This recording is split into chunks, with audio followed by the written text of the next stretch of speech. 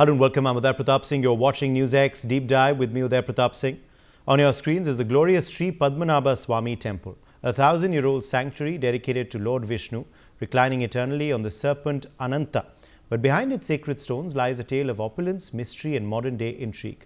Today we unravel its gilded history, hidden vaults and a shocking heist that tested even divine guardians. Imagine a temple forged from the dreams of kings, its walls whispering of Chera dynasty glory from the 8th century, built in the unique Kerala Dravida style, sloping roofs for monsoon rains, towering 7-story gopurams plated in gold leaf. The Padmanabhaswamy is a fusion of Tamil Nadu's grandeur and Kerala's subtlety.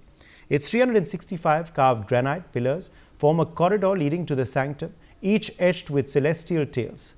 But it's the gold that captivates. Over centuries, Travancore rulers like Marthanda Varma in the 18th century rebuilt it with granite, adorning every arch and idol with pure gold overlays. Legends say the temple was a golden temple in Sangam literature, panned from local rivers and mined from Kerala's hills.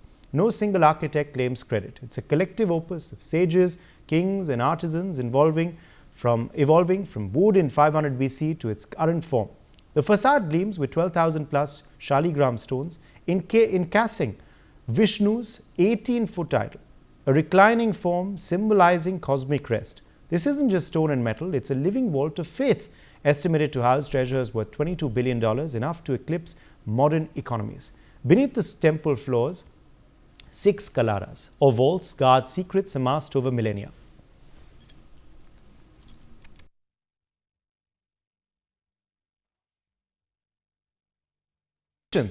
From Chera and Pandya kings, even Roman traders poured in gold, thrones, diamond crowns, 800 kgs of ancient coins from 200 BC. Vaults A to E, opened in 2011, revealed sacks of emeralds, ruby-studded elephants and a 300-pound gold veil valued at $22 billion. Total anecdotes around. One tells of princes weighed in gold as offerings, another of Mysore invaders fleeing as treasures were hidden deeper. Vault F holds ceremonial gold coconuts encrusted with gems. But the unopened Vault B, legends swirl of serpent guardians cursing any intruder or portal to the Arabian Sea. Waves crashing when pried. Estimates whisper trillions if breached, but fear keeps it sealed. Fast forward to 2015, amid Supreme Court scrutiny, explorers probe beyond Vault B, uncovering a forbidden inner chamber at 20 feet deep. No snakes, but whispers of divine wrath halted full entry. This ghost vault echoed with myths, cobras materializing in 1931 attempts, or floods from ceilings. Experts found thick gold walls, artifacts hinting at pre-Christian eras, but sealed it, fearing apocalypse. As Amicus Curiae Justice Gopalakrishnan noted, some doors guard more than gold, they guard eternity. The discovery fueled global headlines, blending archaeology with the supernatural. But paradise has predators. In May 2025, during routine gold plating renovations on the Sanctum Sanctorum door at the temple, about 13 sovereigns of gold rods vanished from the strong room. The gold extracted daily between May 7th and 10th for soldering frayed panels was transported in cloth bags by temple staff and a smith. Under police and official oversight, suspicions point to insider foul play. The rod likely slipped away during handling or transport back to storage, possibly buried in temple sand for later retrieval amidst lax logging and non-functional CCTV. On the morning of May 10th, 2025, temple officials at Sri Padmanabhaswamy in Thiruvananthapuram noticed a glaring shortage during a routine inventory check of the strong room's gold reserves. The 107-gram rod last used for sanctum door gilding on May 7th had disappeared, triggering immediate panic in the revered site, housing billions in treasures. Manager filed an FIR with Fort Police by noon, citing procedural lapses in daily extractions, witnessed by staff and guards. By May 11th, most gold was unearthed, buried in temple sand, hinting at a hasty cover-up, though suspicions of staging linger. The story erupted in early May 2025 with urgent bulletins on the disappearance of over 100 grams of gold from the temple's strong room, sparking nationwide alarm and speculation of insider theft during routine gilding work. Outlets dissected CCTV glitches and procedural lapses, fueling debates on securing the site's $22 billion treasures. By day's end, recovery from temple sand tempered the frenzy, shifting focus to investigations and security audits. Coverage peaked with court-ordered polygraphs in November, blending devotion, greed and divine irony into a saga of faith under scrutiny. Let's track the timeline of this case. On 10th of May 2025, the temple manager noticed the gold missing during a routine check after its use in gilding. May 11, 2025, the police recovered about 80 grams of the gold buried in temple sand using metal detectors amid suspicions of a staged recovery.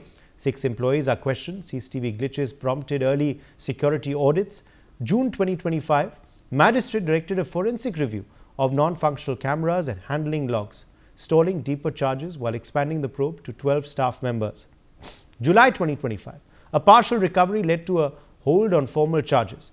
Police submitted a preliminary report suggesting possible negligence over outright theft, but alibis began scrutiny. From August to October 2025, interrogations revealed inconsistencies in statements from the 6 key suspects. The court extended a custody probe linking patterns to prior temple thefts like the 2017 diamond case. Cut to November 8, 2025. Judicial magistrate approved lie detector test on 6 employees with consent following a police petition. This marked a decisive phase with results to guide arrests or closure. The court approved the Fort Police's application to conduct polygraph lie detector tests on 6 temple employees who were on duty during the gilding work on the Sanctum Sanctorum door between May 7th and 10th. These individuals are suspected of potential involvement due to inconsistencies in their statements and the suspicious partial recovery of the gold, about 80 grams buried in temple sand shortly after the FR was filed on the 11th of May. As of November 9th, 2025, the case remains active with polygraphs pending and enhanced 5-tier security in place. This echoes broader Supreme Court directives on temple asset management since 2011. Joining us live is Rahul Ishwar, activist and political analyst on this big story. Rahul, what do you make of this mystery that has surrounded this missing gold this year at the temple? And when will we finally have closure? So immediate investigation with all the scientific aid and equipments should be there. As you know, there is a huge controversy in Kerala where tons of gold has been looted from Sabarimala, from Vaikam temple. 265 grams of gold has been looted. Thankfully, as you rightly said, Sri Padmanabhaswamy Kshetram, our temple, the gold was found buried inside the stand. But the lie detector, the polygraph was allowed by the Honorable Court. This points out to a larger need of administration and larger need of who rules the temples debate in our society. It's very unfortunate that our temples have become looting places for many people, barring across spectrums.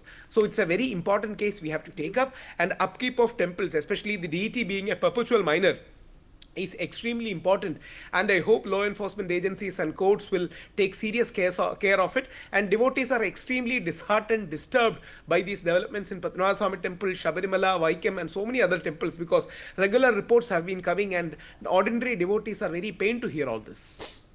Absolutely they are. And also, of course, the big question is, if there is no closure in a case, then also devotees, their faith gets shaken in such institutions, and this possibly is an example case for other temples as well. There are rulings, there are measures put in place, but unfortunately many of them are not followed on ground, Rahul.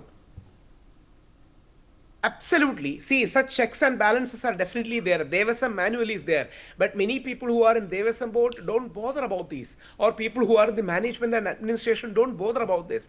These people are the real atheists or real God deniers, where they have the great opportunity to near the Lord, be near the Lord and God, and yet they are making it an opportunity to extort and do robe stuff. It's very unfortunate. Such things shouldn't happen, because it affects the very sanctity and the very trust we place on godly institutions. Rahul Ishwar, appreciate you joining us with your perspective on this big story. On that note, a quick break.